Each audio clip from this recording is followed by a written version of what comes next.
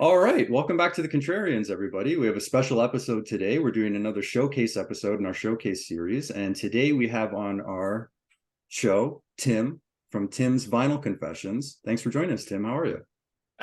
I'm great, Marco. It's kind of cool. I mean, I've been on the Contrarians, I don't know how many times, but I feel like I'm really in the hot seat on this one.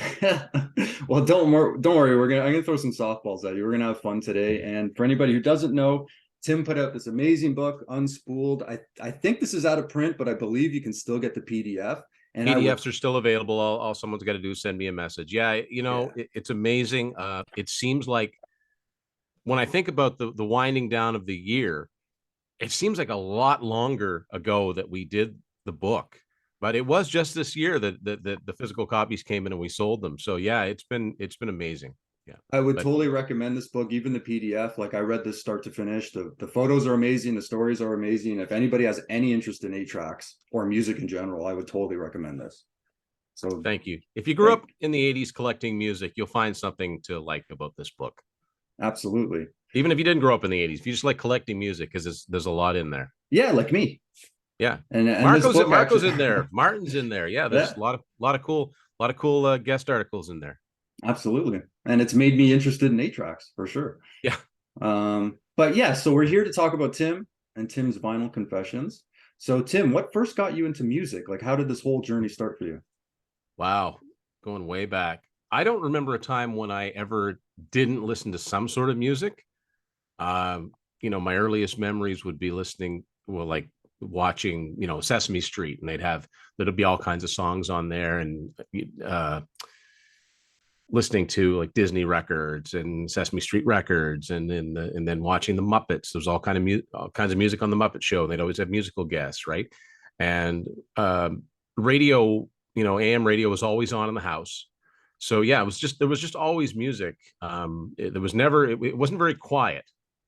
Not to say it was noisy. I'm just saying that there was usually music in the background wherever I was, whether I was visiting relatives or driving somewhere. The radio was usually always on. So yeah, that's kind of how it started way back. Yeah, and you started your YouTube channel even a few years before the Contrarians. Like you've been around a long time on YouTube. What made you decide to start a YouTube channel? Um, my wife said that I should probably do something with all of the minutia, all the musical knowledge that I got in my head. And I had a couple of boxes of vinyl. I didn't really have at the time anywhere to display it. Um, but I thought, well, I'll dig it out and I'll go through band by band, talk about the vinyl I have, and just see what happens. I started in end of August in 2014. I'm really embarrassed by my early episodes; they're horrible. I was using an old video camera where I had to film, then transfer it over to the computer, and then upload it. And yeah, I was sat way over. Like we'd be talking here, but I'd be way in the corner. I don't know why. I don't know why I thought that would be a good idea, but eventually I came out of that. Once I got through all of my vinyl, then I went through my cassettes, and then I went through my CDs, and then I went through my 8 tracks, and I went through. And after a while, it just expanded to when a new release would come out that I'd buy, I would do a review episode of that. If I would get to a concert, I would talk about that. And it really wasn't until 2017, which is kind of embarrassing. 2017 is when I started to get serious about putting a new episode out every week, because I was never going to gain a following and keep a following if I put an episode out, like 2 episodes a couple of weeks in a row, and then 2 months before something else came out. And so yeah, once I started doing that, it just became, there's always something to talk about with these, with music. And we've got a core bunch of guys that I'll do these with. My good friend Matt, who designed the Unspooled book, my nephew Will, and my buddy Jax. That's usually the main guys that do it. But you've been on the show, Martin's been on the show. I've had all kinds of great guests. We had Andee Curran on, Coney Hatch, and it's really expanded. I got over 1,300 followers somehow. I don't know how that happened, but it's been a lot of fun. I try to keep new content going. Sometimes I'll do the episodes in advance. Sometimes I do them a couple of days before they air. But yeah, it has given me an outlet for the music knowledge for sure, and people seem to like it. So Awesome. You kind of answered my next two questions, but where did the name Tim's Vinyl Confessions come from? Well, I'm a big fan of the band Kansas. Huge fan, actually. My very first episode was on that band, and they have an album called Vinyl Confessions. And I was trying to think of what I was going to call this channel. And Vinyl Confessions, I must have had the album. I looked at it. So Tim's Vinyl Confessions kind of had a ring to it. So yeah, and now people call it TVC, which is kind of cool. Like if you can do something and people automatically start abbreviating it, you've made a certain amount of progress. But yeah, that's where the title came from. I Awesome. could have called it just about anything, but that's what I ended up with. And you have or had a career in radio. Do you have any interesting stories from that? I do. I still work in radio to this day. Now, these days, I'm more behind the scenes, like writing commercials and scheduling and things like that. I don't have any on air anymore. But I started back in the early 90s because I took a community college course called radio broadcasting. That was a 2-year course. I ended up working part time at my local AM station, which is still the same call letters that I work for to this day. But um, I was out of the business for 13 years, got back into it about 2008. And it was just small town radio, right? But, as these things progress, you end up working for multiple markets within the umbrella of, the company that owns the stations. Um, I'm really glad that I started when I did because it was just at the tail end. And probably because we were such a small station and an AM station, I actually spun a few songs off of 45s, some of our gold songs, which is pretty cool. That's where I, learned what carts were all about. Carts were essentially 8 tracks, but sometimes they'd hold songs, sometimes they'd have liners on them, but you'd reuse them and reuse them and reuse them and learn how to record a commercial, read something onto a reel to reel. And if you make a mistake, learn how to do a splice. I think I could still splice a reel to reel if I had to. But yeah, it was pre-digital. It was digital was out, but it hadn't reached us yet. So I'm really glad. I still got quite a foot in the analog side of things. But, like a lot of things, automation was taking over. So there weren't, job availabilities. And so, yeah, like I said, I was out of it for 13 years and just very much by fluke, I got back into it. So it's, I don't really have any crazy stories there, but it's, I pretty much enjoy what I do. It's still super interesting. Yeah. Did you ever get any benefits from working at a radio station, free albums or tickets or anything like that? You know, not not particularly. I mean, there'd be local performers come through. Sometimes they'd have CDs with them, but I think I kind of missed the heyday for that because I know that used to happen a lot more. Yeah, the But payola. yeah, well, yeah. See, getting airplay in Woodstock, New Brunswick probably wasn't conducive to, yeah, this is a hit. They're playing it in Woodstock. I don't know. But there have been opportunities, no question. I mean, I got to interview Lou Gramm from Foreign, well, formerly a Foreigner. I did an interview with him. That's actually up on my channel. I just made a slideshow out of it. I talked to Brian Vollmer from Helix, did a long interview with him, and then got to meet them the following week when they played in Fredericton. That was awesome.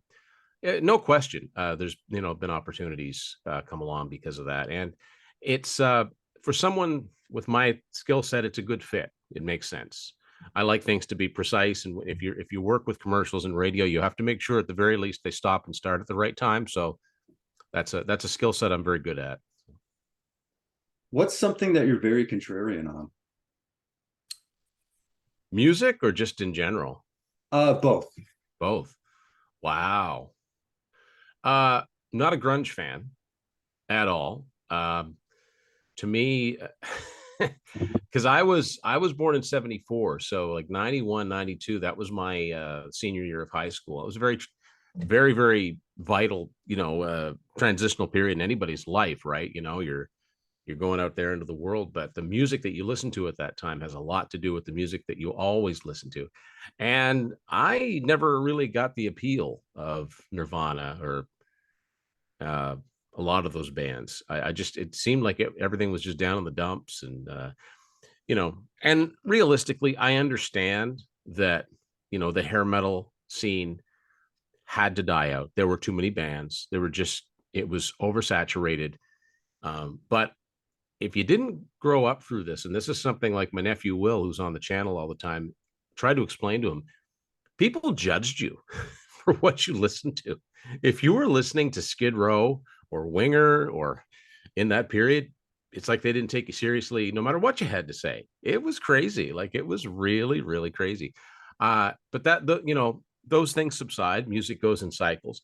That's definitely the biggest shift in popular music that I ever lived through myself. I can only imagine that, someone that really, really liked disco and never stopped loving it in 80, 81, 82 probably felt the same thing. There was such a backlash against it, right? And it's like, well, what's wrong with fun music? But anyway, man, I don't know. I'm like to think of myself as a pretty easygoing guy. I can't think of anything I'm really contrarian on, just in general. Yeah, boy, you got me there. But, Do you like yeah, musically, anchovies on that's probably pizza? Or? something because a lot of people will say, "Oh, it was such an exciting, vital period." And for me, it was like, yeah, I guess, but it was to me, it was like the death knell for bands that I was still actively following. Either their album sales plummeted or they just went away. But you think about it now, uh, it's those bands that pack the big package tours nowadays. It's doesn't tend to be the grunge bands. I mean, unless you're Pearl Jam. I mean, they were kind of a cut above anyway for those bands. I'm not saying it was all bad, but just the movement in general, the way the media portrayed it, it became a laughing stock if you liked anything that had to do with that late, that 80s glam or hair metal period. And it was like, painting in broad strokes here because I think that there's good music, there's good music and bad music in any genre. But now to this day, I still, when people talk about that time, and it's like I clench up sometimes and I go, it wasn't like it died. It didn't die in one afternoon. It's not like the dinosaurs died in one crappy afternoon when the meteor shower came or whatever. It there were still bands making that kind of music that were doing okay into the mid 90s. It just but the media overlooked them and the video stations didn't play them. The radio didn't play them. So as you can Yeah, see, I've got a that's lot to say about this topic. it's pretty contrarian. Is there a song from a band like Nirvana that you appreciate at least, or? I've got no use for Nirvana whatsoever. Like no use whatsoever. I will go so far as to say I once owned the first two Pearl Jam albums, and I had Soundgarden Super Unknown. That's as much as I dipped my toe into that stuff. And Soundgarden were kind of well, this is contrarian too. I always thought Chris Cornell was a fantastic vocalist, but I liked him better in Audio Slave because the music was more straightforward. It was like even if they had a really great singers, they'd go out of their way to make the music weird. It's like just play a rock song. But yeah, I guess that's a pretty contrarian attitude too. And it's really funny because I have a younger sister. She's 4 years younger than me. So our musical taste couldn't be more different. She is a total child of the grunge generation for sure. Chris Cornell is her absolute favorite. You'd never know we grew up in the same house. She's Nirvana, Pearl Jam, Soundgarden. I'm Bon Jovi, Def Leppard, White Snake. Just totally different. So, but again, the music that you listen to when you're in those late teens, it shapes you. Well, it's funny. I don't want to take the spotlight away from you, but something you said I can identify with is that when I was in grade school, I used to get made fun of for listening to Kiss. And in the late Yeah. 90s, as a grade school student, that was a bit of an anomaly. Like I remember bringing in Kiss Alive 3 because you could bring in CDs to play at the dance. I remember bringing in a CD to the grade 6 dance, Kiss Alive 3, and the teachers like refused to play it.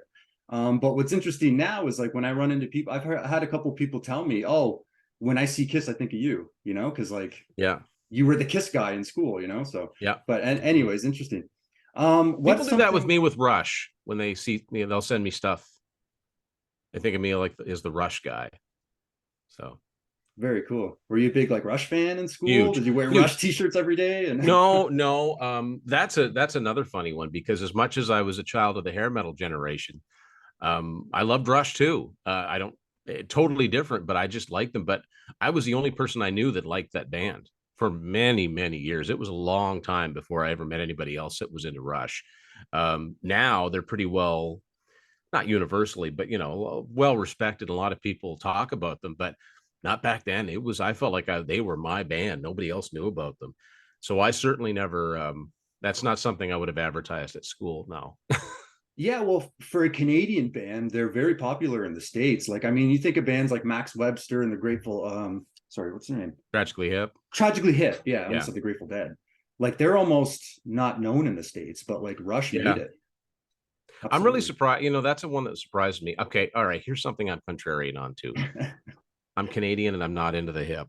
Sorry. It just lots of people like them and that's cool. They just never did anything for me. But having said that, I'm really surprised that Tragically Hip never broke big in the States. I'm really surprised because people love them up like they, you know, and to me, they always kind of struck me as the Canadian version of a band like REM or U2. So there's pockets of fans in the States, like they have a cult following, but yeah, I'm kind of surprised they never broke really big down there because I think they had what it took. I don't know if it was bad management or what it was. They had records released down there, but that's another thing where I'm contrarian on because people say, "Oh yeah, Tragically Hip, yeah, Canada, you know, best band out of Canada." I'm like, no,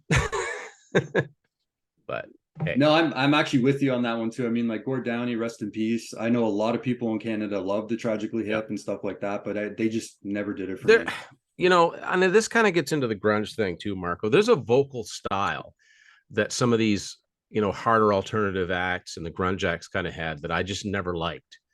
And I don't really know how to describe it, but it's just, you know, it's really hard to like a group when you don't like the vocals, you know? So I don't know. It just depends, you know, it just depends. And I really, you know, and I go out of my way too on my show. I don't slag bands because somebody really likes this band. It's just not me, you know? Here's another one. I'm not a Guns N' Roses fan. Never was.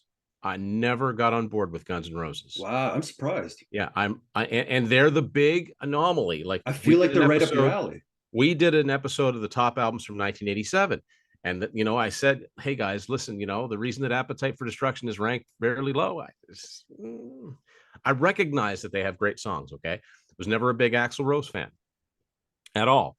And I know, yeah, that's the big elephant in the room for me. It's like you've got to like Guns N' Roses. I just don't, you know. And to a lesser extent, there's another band that to this day people still message, yeah, such a great album, such a great album. They always talk about White Lion, and I never liked White Lion either at all.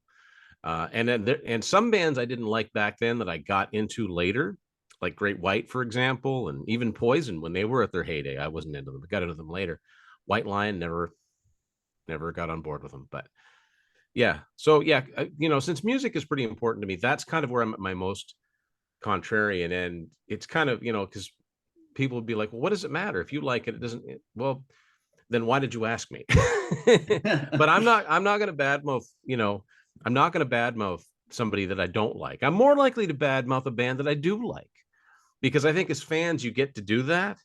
You know, like some people don't like, you know, the episodes that we do on the Contrarians or build a bad album, but it's all in good fun. And they're bands that we're fans of. Yes, because it wouldn't make any sense to try and build a bad album out of a band you didn't like. It'd be, well, just pick the first 5 songs that come to mind. I don't like them.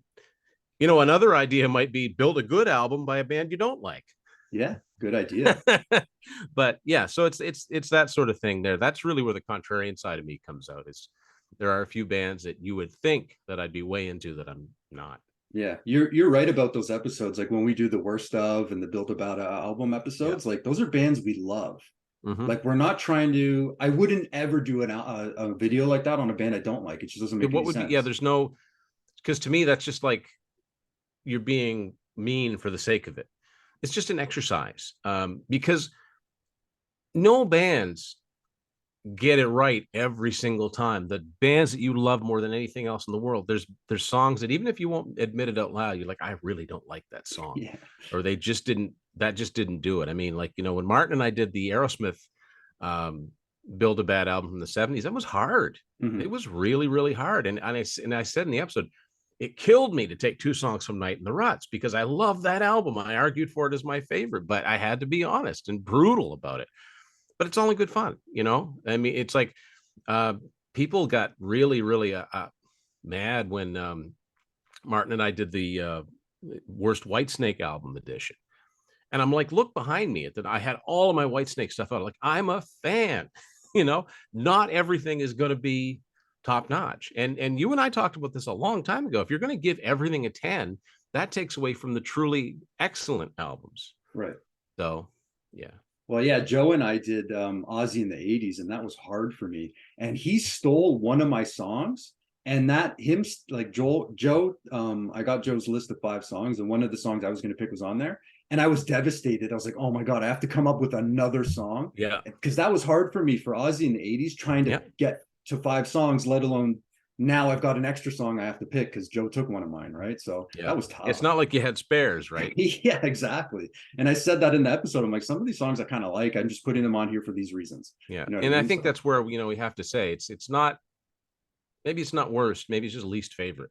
yeah, exactly. Or we're putting on here. We kind of like the song, but it's kind of goofy. It doesn't fit with Ozzy, so I'm putting it on here for this reason or Yeah. whatever. Doesn't really sound like the band, or it's not them at their best, or it's a cover that maybe there's other songs they could have covered that would have been better, or yeah, just things like that. Absolutely. What's something that we don't know about you? Um, well, wow. Um, hmm.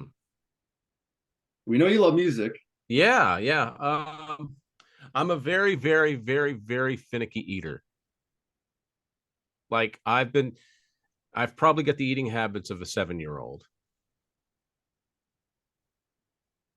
You don't like exotic foods. Do you eat like Oh any man, seafoods or stuff that anything? I Or... would call exotic isn't even exotic. Do you Yeah, like shrimp? I'm not a big fan of sitting down to a plate of vegetables, or like, and it's probably not good for me, but I try to supplement it with smoothies and stuff like that. Yeah. My wife's very patient with me and trying to cook things, but you know, if I had my way, I'd have like pizza and burgers every night, but I know that would kill me, so I can't do Yeah. that. But yeah, I'm a very, very, very finicky eater. Like I'm one of those people that if it's people I don't really know all that well, said, yeah, we're going out to eat, I would like, please make it somewhere that's general enough that we can order whatever we want. Like I don't want to go to a sushi place or something like that. Wow, Yeah. interesting. Yeah. Very cool. Okay, so we know you're a big collector. Do you have a holy grail and do you own it or are you still looking for it? Boy, I've got a lot of things in my collection in various formats, and I'm really glad I got them because they're hard to find. Um, wow. You know, Holy Grail is a funny term because over time, a lot of things become available. It's just, do they become available at a price that makes any sense, that you can justify spending so much money on one thing?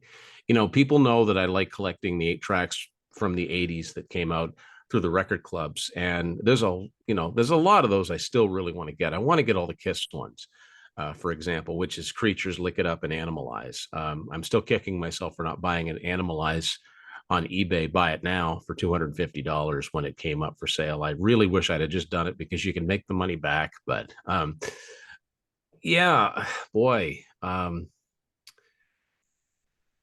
There used to be, I used to have a lot more, but I've done really, really well, especially considering, I mean, the internet helps, but in the early days, I'm here on the East Coast of Canada and I didn't have a lot of access to used places. So it just, but there are things about that time period that I kind of miss when you do come across something and you weren't expecting it at all. Um, Boy, if I had to name one holy grail, I don't even know if it would be those Kiss 8 tracks or not. Um, Boy, that's a good one. I don't know if there's any one thing because, I'll answer that in a different way. Um, there's one format that I don't have any of, and that's reel to reel. That's like a step beyond 8 tracks Yeah. because probably didn't even know until the 90s that they made reel to reels of albums. I thought they were just used, for recording or for voice messaging or whatever. Yeah, you said that somewhere recently. I remember Yeah. hearing you say that somewhere recently. I didn't know that and I don't ever remember seeing them in stores, but the record clubs had them. And if you go on eBay right now, I could find like Kiss, Destroyer, or Dynasty, but they're $250, $300. And I just can't justify that. They came in a box. It's a little bit bigger than a CD with the cover art on it. And you open it up and there's one reel. You have to put it on a machine, spool it through, thread it through, and play it. It's such a weird concept to me because it's like I said, it's beyond 8 tracks as far as rarity goes, because like most people probably don't even realize these things existed.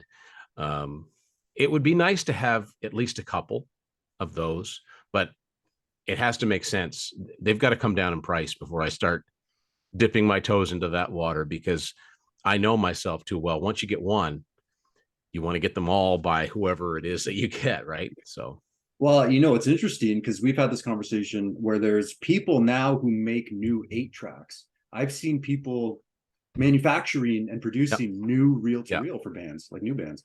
And I think that's great, because there's people that have players and they maintain them and they clean them and they service them and they listen to their 8 tracks. I think that's fantastic. That's not something that I do. Here's what I don't like. I don't like when they enter those on Discogs, because they're not official. Mm-hmm. That's just my opinion. And it's not even like, yeah, it's contrarian maybe, but not enough people would care. But I don't like that when people like make their own 8 tracks and submit them as if they were legit releases. I Right. wish they Yeah, it would muddies the allow water that. a bit. Yeah, Yeah, I agree with you. absolutely it does. Absolutely it does. Or it makes people think that there were 8 tracks for some of these albums. Like, some people do it really, really well and they make it very plain that these are not official.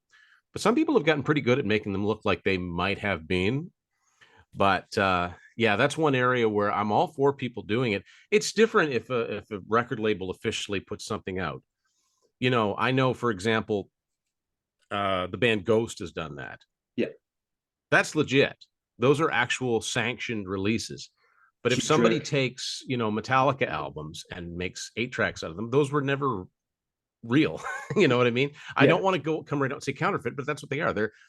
They're pretending to be something legit when they're not. Yeah. Bootleg comes to mind, right?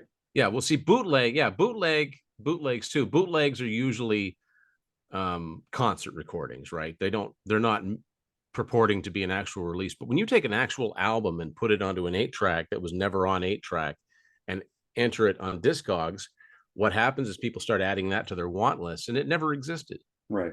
Someone made one of their own and printed off labels for it. And there's nothing wrong with that if it's for your own use. But yeah, I'm kind of I don't like it when I see a bunch of those, because it's like, I don't know. Because Discogs to me is a great website. It's a great archive. It's a great resource for finding out what actually existed. And when you start adding things like that into it, it kind of takes away from the legitimacy of it. I'm loving this conversation right now. Do you still have time to keep going? Oh yeah, yeah. I know you've done like road trip videos where you go out and you look for stuff. What was one of the coolest finds that you had in one of your road trip videos? Oh, I love doing road trip episodes. It's usually a bunch, it's either I take family members or friends or both. And it's cool, especially when I can get to somewhere that I don't get to all the time and find something really cool at the same time. Um, well, you know what? I'm going to use an 8 track story, believe it or not. I guess it's almost been 6 years now. I took my daughter to Portland, Maine to see Panic at the Disco, which at the time was her favorite band. And I actually didn't mind them, as far as taking a kid to a concert. There could have been a lot worse. But while we were there were 2 or 3 really, really great used music stores. And because, like I said, I'm on the eastern part of Canada, the deeper you go into the States, you're just going to find different stuff, right? Because if you're limited to a certain area, like you kind of do the rotation of, after a while, you tend to see the same things over and over again. And I think we've all had the experience, if you're looking through and you can tell that whatever store you're into, whether it's a pawn shop or whatever, they've had no new stock come in, which is I don't like that, because it's like, man, I don't want this place to close up, but this is the same pile of stuff. I could almost tell you one for one what I'm going to see as I'm flipping through them. So there was this one store that I went into, and I talk about this in my book, where as soon as I looked over, there were 8 tracks. I could see there were 8 tracks, and the closer I got to them, I could tell that they were RCOs, and there were a lot of them. There were probably 2 dozen or more, and I was stopped in my tracks because I never see those in stores. I always have to get them online. I ended up getting this foreigner one, and it was only $1, because I thought I was going to end up paying a lot of money for it, because this is something that would have only been available through the record clubs. So either the person just didn't care about 8 tracks, or they didn't realize what they had. They said, "Oh, it's $1." So I bought a couple records too, I think. But that was that was a really, really rare thing to find in the wild, because you just don't see them. I see people online that post, they'll go to the state sales and they'll say, oh, I found this at the, at a Salvation Army, or I found this at a yard sale. Like, you just never see, if you see 8-tracks around here in just a regular old, used format, they're old country, or they're disco, or they're mixed ones. Never going to find any of these RCOs that I'm looking for. So to actually find one in a store was quite something. Still Absolutely. To this day, it's the only time that's ever happened. Yeah, it's amazing sometimes. Like, I've had this happen to me where I'll find something, I'll get really excited because I know it's like rare or something that I really want. And I'll pick it up and I'm like, oh, I'm ready to haggle for this. And I'm like, how much for this? And the guy's like, $10. And I'm like, deal. Like, I don't even just jump on it. Like, I'll take it. You hope somebody doesn't, read your face like, just a minute. You know what I do? My trick is I'll take a few things and I'll say, oh, how much for these few things, when there's one thing I want out of it. Yeah. Because I don't want to say, what's this one thing? And the guy's going to be like, oh, well, that's the one thing that's actually expensive, So I'll say, what are these few things here? How much are you charging for these? But and you can equate that to anything, right? Whether you're looking for baseball cards or old video games or movie posters or anything. It's the idea of finding something that you totally thought you were going to have to go to eBay or, a Facebook group or something like that to find, but to actually see one. It's quite something. It's fun when that happens. Yeah. And I've had, I've been in like in a flea market where you could tell like there's a kid left in charge of the booth. And I'm like, oh, how much for this thing? And they're like, oh, I don't know, $5-10. And I'm like, all right, deal. Like, they don't even really know what's going on. You didn't sell that, did you? Well, what'd you sell it for? Yeah, exactly. Yeah, and you're like, why are there sucker buy? You run out to your car. Why are there so many religious and country 8-tracks? Every time I go to a thrift store, I look for 8-tracks for you, and they're all like religious and country ones. I'm like, Tim doesn't want any of these. I think that maybe, for those types of music, that was the preferred format. Because I remember my grandparents having a lot of 8-tracks like that. Probably the first time I ever saw 8-tracks. And it's the same kind of reasoning, especially when it comes to country music, that I think that most country artists that released albums throughout the 80s, all of those albums came out on 8-track through the record clubs. And I think it's because of the old cliche about the pickup trucks that had 8-track players in them. There's got to be some reason, why is it that, as far as we know, Motley Crue had one album of theirs came out on 8-track, but every single George Strait album between, whenever he started in 1988 came out on 8-track. There's got to be a reason for it. I just thought of something, because this conversation kind of devolved into 8-tracks. Are you at all aware of, first of all, or maybe even a little tired of, like, do you feel like you're becoming the 8-track guy? And every time you talk to people, it's like it turns into 8-track talk. Do you know what I mean? Yeah, no, I know exactly what you mean. People do, I think, because in part of it's fault's not the right word, but part of it's because I've put myself out there as someone that really collects these things, and any knowledge I've gained over the years about these things has just been from years and years and years of looking and searching and reading what I could. So that people will come to me with questions and stuff like that. And I don't mind. No, I don't mind it at all. But I don't have all the answers there. And I always direct people to the 8-track fixation Facebook page. And like, these guys on here that know way more than I do. Does this exist? All I can tell you is that I have never seen proof of it. So I can't say that it exists. If it came out in that time period, right? Which is why I had the what ifs at the end of my book, like ones that, they could have, but I don't think they did. Well, I don't mind that. You got to be known for something. If you're going to be known for something, that there could be worse things, but I'd still think that, okay, here's something that does bother me a little bit. It doesn't bother me too much, but it's one of those things where it's like, I'm not going to win this argument, so I'm not even going to get into it. Right. Every once in a while, I'll post an 8-track, and people will swear up and down that 8-tracks didn't exist in that time period. And I can tell that I'm not going to convince them any differently. So what's the point? Mm-hmm. Like I posted Well, yeah, this is one of the big grails I got not too long ago. I got Europe, the Final Countdown on 8-track, which is, again, that shouldn't be a statement. That should not exist on 8-track, but it does. And for someone to say, oh, I've never seen this before, is this real? And that bothers me. It's like, yes, it's real. I'm not going to post if it's a homemade. I'm just not going to do that. Or if I do, I'm going to go out of my way to say, look, this is a counterfeit one. I just think it looks cool, or it's really well done. Um, you know, do you know what I mean? Like, it's no point getting into an argument about it, but it's like, I've done the research. I've written a book on the subject. I can't post about the book any more than I already have. They're sold out. What more can I do to convince this person that this item is real? There's nothing more I can do. Yeah. They look at it and say, that didn't come out on 8-track. That's the end of it.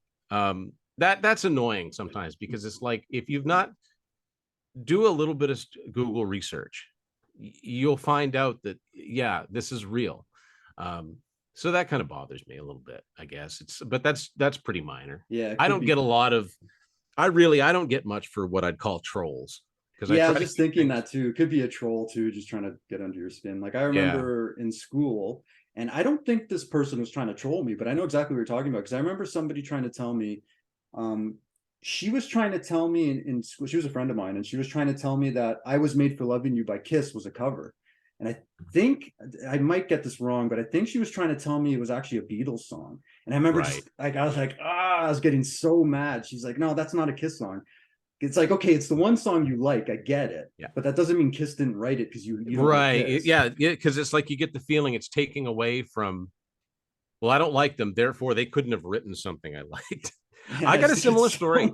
I got an almost identical story for you. I got into an argument with a teacher who was actually a teacher I liked. I didn't have a lot of teachers that I actually liked at school, but I was in grade 12, and we were studying Coleridge, Samuel Coleridge. And so in doing that, somebody brought in Iron Maiden Power Slave, and we listened to Rime of the Ancient Mariner.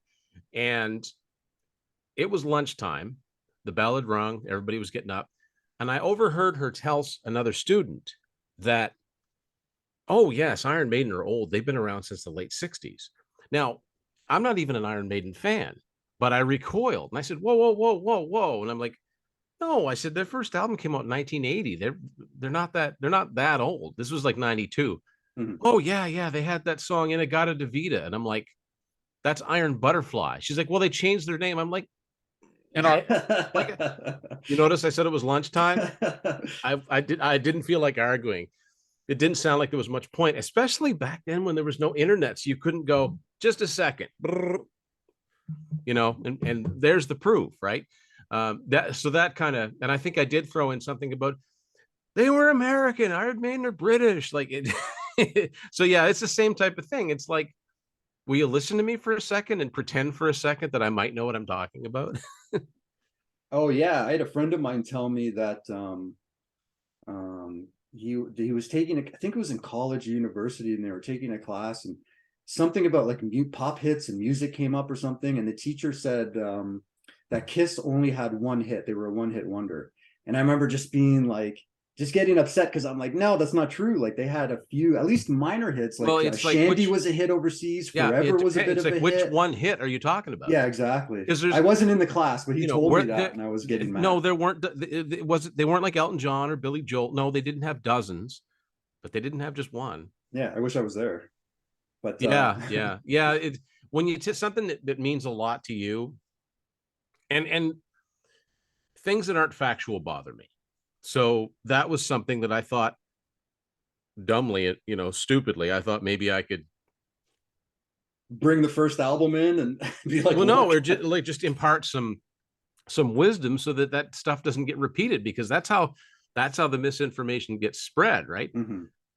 A funny story, and this is one of those things where, again, pre-internet, when you're a kid learning about music, you just pick up things, right? You pick it up by listening to the radio and listening to top 40 radio. And if you do buy albums, you're reading the liner notes, you're just soaking it all in. And that's what I did. And I don't know if I ever shared this, but I used to think Bon Jovi were French. We're from France. I have not heard you say that. Now, let me tell you why I thought that. because so this goes back to 1985. So this is before Slippery When Wet. This is before they were huge, right? They only had 2 albums out. They were like minor gold records. Like they had Runaway was their only song that they had on the radio. I had a cousin, well, I still have. I haven't seen him in a long time, but he was like my go-to authority on all things heavy metal and hard rock because whenever we would visit my aunt and uncle, he'd always go to a buddy's place and I'd stay in his room. And he had flags and he had mirrors, Iron Maiden, like Iron Maiden stuff was everywhere. I think they were his favorite. AC/DC. First time I ever heard of Metallica was Chris. He had the big Jump in the Fire, the one of the big demon with the orange background. He had a great big poster of that, and he had all of these magazine cutouts. And I know that at the time, I remember reading that there were bands starting to have hits from all over the world. So, you had like Scorpions are from Germany, and then you had, I don't know, Aha were from Norway, and different parts of the world. I knew that there was a band from Japan called Loudness. I'd never heard them before. I just knew. So my 10, 11-year-old logic thought, okay, so every country must have at least one band. And there was a picture of Bon Jovi. So this is 1985. Nobody knew who they were. He just had one picture of them. He wasn't even that big a fan, but there was just one picture. And their bass player, who passed away this year, Alec John Such, he had like a little soul patch. So I thought, okay, well, that must be like Bon Jovi. They must be the French band. And like a year later, I'm like, no, they're from Jersey. so that was one little, but where I'm going with this is that'd be the type of thing that fortunately I didn't tell anybody that. Oh no, Bon Jovi, they're from France. Tim said they were from France. So yeah, that was a fun little, that was like a little moment where on my own I go, oh. Well, it's hilarious because I grew up with the internet, and I remember stuff happening where like you'd get like the Napster, and you would look up a song. Oh, I remember I Love Rock and Roll was by AC/DC. And I remember at the time as a kid thinking like, I didn't know they had a female singer. And anything that was sounded like reggae, Red Red Wine, Bob Marley. You know what I mean? So you're just like, okay. Yeah. As a kid, just downloading songs. The downloading era was awful for mislabeling things, right? And it's funny you should mention AC/DC because I don't know how many times I would see this, an AC/DC song called Son of a Bitch, which is Nazareth, Hair of the Dog. Yeah. It's nothing to do with ACD. Raspy, that's AC/DC. That's not ACD. Yeah, what do you know? It says right here. Absolutely. And also AC/DC had that great song, American Thighs. That was another one that I used to see labeled. Dr. Feelgood by Guns N' Roses was another one that I used to see a lot. I'm sure if I was a fan of the Alex Harvey band back then, I probably would have been super mad. I probably would have had stuff like The Hammer, AC/DC, and things like that, and I would have gotten exactly. I'm Yeah. a big Alex Harvey fan now, and he sounds like Bon. There's similarities to Bon Scott. Yeah, yeah. But so yeah, I totally get that. Like that was not the the idea wasn't to have it completely accurate. And as a matter of fact, it was probably done on purpose to not make it accurate. But yeah, it did spread a lot of misinformation. And I'm sure to this day there's people that think that Hair of the Dog's an AC/DC song. Mm-hmm. Are you still okay on time? Oh yeah. Okay. Do you have another book in you, and what would the topic be? Well, I bet you nothing planned, Marco. But first thing, I would love to make Unspooled available in physical form, and do it as a print to order, so that we didn't have to physically ship them out, because that's a lot. It's a lot of money. It's a lot of expense. It's a to put it bluntly, it's a pain. And you have to make sure that they're packaged right, and can stand up to being banged up a little bit in transit. And if I was going to do that, I'd want to do an update, because I found more 8-tracks that I know to exist. And I've also had people message me who I trust that they're not going to lead me astray, to say that there are albums that are in 1981 and 1982 that aren't actually RCOs that have retail ones. So like you were asking me about Creatures of the Night, I think, on when we were on Mike's show. Um, I Yeah. think it was Creatures of the Night that wasn't in the 1982 list in the book. That's because that's Oh a yeah, retail. yeah, yeah. That's a retail eight Right. track. So I didn't put it in there because actually I don't even know if there's an RCO for that one. Didn't Kiss skip an album? Didn't they like they went from Animalize and there's no Asylum, but then there's Crazy Nights or something? No, Or am I Animalize thinking is of the something last else? known. Okay.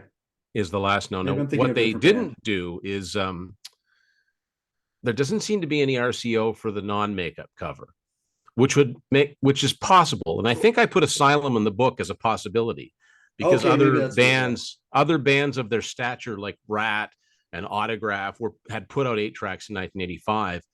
Asylum could have been one of them, but it didn't seem to be. And having said that, we could find out, yeah, it did. It's just there's very, very few of them, right? So I'd like, if I was going to make it available again, and I need to stress, this is not happening. I'm just saying this is what I'd like to see happen.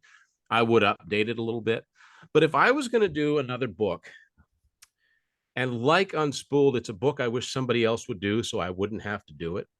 But as anyone knows, if it knows me at all, I love the band Y&T. They're one of my favorite bands. Y&T and Yep. Rush are probably neck and neck for my favorite bands ever. There doesn't seem to be a book on them, and I think that there should be. I think that there's a story there. Even if I just did a book on their like a illustrated guide to the music of, like, just went through in all of the albums, without trying to write a biography or anything like that. That's something I'd like to see happen. If somebody else would do it, I would pre-order that in a second and wouldn't think about it again. Other than that, I don't know, because most bands, sooner or later, there's a book written about them. Usually it's Martin. And I have talked to Martin about Y&T, and he has written ebooks on them. But, Yeah. um, but yeah, I'd like to do something. I think there's something about getting it down in book form that seems more permanent to me than just putting it online. Right. Having a physical thing that you can say, pick up and read. So yeah, if I was going to, that's something that I've thought about from time to time. I've not done any work on it, but I'd love to see something like that come out. Yeah. I have some this or that questions for you. But Okay. first, what are some of your favorite music books? Well, we know him so well, right? And so there are going to be some by Martin, but not, that's not just because we know him so well. I think one of my favorite books of his is the Queen album by album one. I really like that one. I've read that one, I don't know how many times. I'm just looking at my book collection now, as a matter of fact. Yeah, I think the album by album ones are some of his favorite too, actually. The Led Zeppelin one, I think I've heard him say. Right now, I'd like to get the Zeppelin one. I don't have that one. I've only got 3 of Neil Peart's books, but I'd like to get more of those. I love Ghost Rider. That's such a compelling read, and it's a great read. It's very sad in places, but it's a compelling read. I just love the way he writes too. That's definitely one of them. One of the first autobiographies I ever bought was Aerosmith's. It's called Walk This Way. It came out in 1997. I like that one. I liked Motley Crue's The Dirt. Those guys did in like 5 years what Aerosmith did in 20. Did you like And the it's a film? wonder. What's that? Did you like the film, The Dirt? I did. I had no problem with the way It they was did good, that. yeah. I thought the actors that played them were quite well. By It's the very same token, entertaining. My wife liked it, and she's not a big fan of that kind of music. yeah. By the same token, I thought that the Bohemian Rhapsody movie was great too. I know a lot of people didn't like that, but I thought that was really good. I thought that the actors they got to play the guys were fantastic. Let me just look through my books here.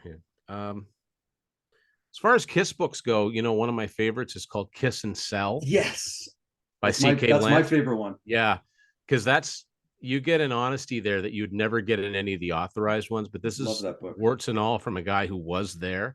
Yeah, I really like that one. I also like that one because it covers the period in Kiss that I'm always been most fascinated by, which is like 80 to 83. So that's right in the heart of when this guy worked for them. Yeah, that's another one of my favorites. My mom bought me that book when I was in grade 6 or 7 or something. When it first came out in like 96 or something. And I remember just being fascinated by it. I love when he goes into the stories about like the plans for the Kiss traveling amusement park. And at one point, I think it's in that book where he talks about they were developing a helmet for Paul Stanley to wear during the show where he would actually shoot out lasers, Yep. but it was going to cost like $1 million a show to have that thing. So they scrapped it. I remember just thinking like, what? Like, yeah, I like love that reading, when they go to Australia and how Shandy was a big hit, and the he had to Casablanca. carry around so much cash for Ace because he always wanted like champagne, like expensive. And they built champagne. a swimming pool backstage and nobody used it. Like, the wasted money. Yeah. Yeah. That's a great book. Let me see what else. Yeah,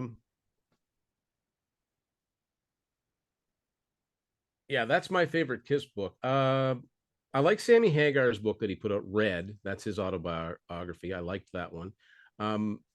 I've had him on my show, Greg Renoff. He wrote Van Halen Rising, which is a great story that talks about Van Halen in the 5 or 6 years before their first album came out. It talks to people that went to high school with these guys and some of the backyard parties they would play. It's really in depth, and I really enjoy that one. Let me see what else. Well, because I referenced it so many times, it is literally falling apart. Martin's very first book, Riff Kills Man, it is falling apart.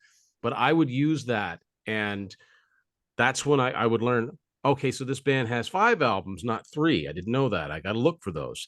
And even though I disagreed with some of them, I mean, famously, the most famous one of all is Def Leppard Hysteria, which I've called my favorite album of all time. And Martin's famously given it a 0, and he's never budged on that opinion. But yeah, no, that's another one of my favorites. I've had it for such a long time. I find that unreal. Yeah, that he gives that a 0. I just spotted another one. Oh, it's one I haven't had all that long, but it's Joe Satriani. He and a guy named Jake Brown put out a book, and it's a little autobiographical with Joe, but it's basically going through his career. It's called Strange Beautiful Music, album by album. Now, if I was more of a gearhead, I'd get a little bit more out of it, but it's really fascinating about how somebody like that, who plays music that's not really all that commercial, managed to forge the career that he did. And he just seems like a very unproblematic guy that just, there's no dirt in there, because I don't think there's much dirt to talk about. I really enjoy that one. There's I like Brian Vollmer's book from Helix called Give Me an R. That's a good one. And that's a great Canadian, it's very Canadian. He talks about crisscrossing, and he talks about being in the Maritime. I'm like, oh, I know where that is. I know, I know where that club/restaurant was that they used to play.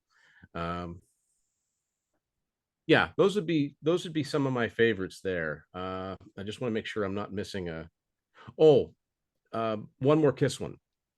Julian Gill and Tim McFate, Odyssey, which is all about the Elder. I've heard of it. Yeah, it's great. It's great. If you're a Kiss fan, whether or not you like the Elder, that's a great one to pick up. And if I got to pick one more of Martin's books, I really like the Whitesnake book he did, Sail Away, because there'd never been a book on Whitesnake before. So that was a great read. Yeah, I'm a big Kiss fan, and I like the Odyssey, but I'm not the Elder. But I'm not crazy about it like some Kiss fans are. So I'm kind of only sort of interested in that book, but I heard Brett talk about it, and it sounds interesting for sure. Because that's it's got the same in-depth that Kiss and Sell has. Yeah. If you could fault it for anything, it might even be too in-depth. All right, Tim, we're going to jump into this or that. So you can give me one-word answers if you want. You can explain your choice a little bit, but I've got a handful of questions, and then we'll wrap up after that. You ready? Yep. Okay. Musically incorrect or endangered species? Endangered species. Johnny Solinger or Sebastian Bach? Sebastian Bach. To Be With You or More Than Words? To Be With You. I don't know if you've read them. If you haven't, you can pass. But which Kiss autobiography would you pick? Paul's. Would you rather go see Journey without Steve Perry or Queen without Freddie Mercury, like in their current incarnations? Something. Normally I would say Journey, but if you've read any of the drama with that band right now, I don't want to have to spend any money on them right now, because I'm just kind of disgusted by it. I'd have no problem going to see Queen with Adam Lambert. I'd never seen them in any incarnation. So, yeah. Cool. Interesting. Sammy solo or Dave solo? Sammy. Okay, last one. Prog rock or hair metal? I got to go with hair metal. It's been with me longer. Are you a Genesis guy or a Yes guy? Yes. Gotcha. When I think of Genesis, I think of growing up in the 80s and, Invisible Touch and stuff like that. I mean, maybe someday I'll go back and explore some of that early stuff, the Peter Gabriel stuff. But if, I like some Genesis songs, some Phil Collins songs, but that's not really prog. That's not the prog Genesis. I know that. So, right. All right. Well, that's all I have for you. If there's anything else that you want to chat about, but why don't you let us know where we can find you and what you got coming up?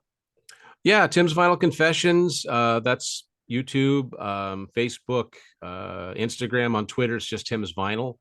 Basically, it'll all take you to the same place. New episode every week, and you'll find me on the Contrarians. You'll find me on Rush Fans. You'll find me on Grant's Rock Warehouse, Ryan's Vinyl Destination. I keep getting people asking me to do their shows, so there's going to be more shows that I'm on, and I always try to share those, and I always an honor. So, but yeah, I love getting out there to talk about the music I listen to. Well, it's always an honor to have you on. I think you were like our first guest from outside the original core three of us, I think. And we always love having you on, and you've got such an expansive knowledge of music. And I always tell people all the time, your knowledge just blows me away, because you can tell me things like, oh yeah, the producer's brother-in-law ate this for lunch that day they recorded that. So you know what I mean? Like, you're so, you're like encyclopedic knowledge of like the music, especially the music that you love, of course. But I appreciate that a lot, and I appreciate everything you've contributed to the Contrarians.